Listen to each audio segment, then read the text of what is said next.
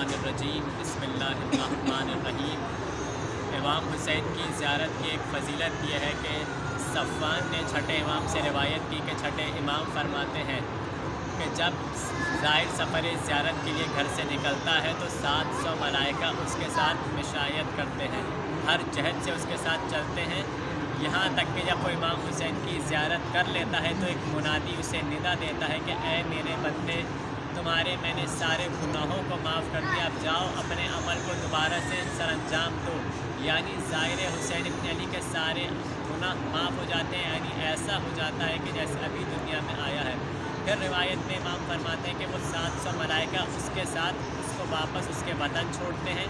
जब उसके वतन छोड़ के उसको अलविदा करते हैं तो इमाम फरमाते हैं वो 700 मलाइका उस शख्स की, उस बंदे की नियाबत में रोज़ इमाम हुसैन की ज़ियारत करते हैं। उस ज़ियारत का जवाब हुसैन इब्न अली के उस ज़ाहिर को मिलता है जिसकी नियाबत में वो ज़ियारत करते हैं। तो इस रिवायत से ये बात वाज़ेह हो गई कि हर अमल मुनक़ता हो जाएगा, मगर इमाम हुसैन की ज़वारी वो वाहिद अमल है कि जिसे बंदा एक बार अंजाम दे लेगा तो क़यामत तक के लिए उसका सवाब मुनक़ता नहीं होगा, उस क़यामत तक के लिए उसका सवाब सिलसिला जारी रहेगा।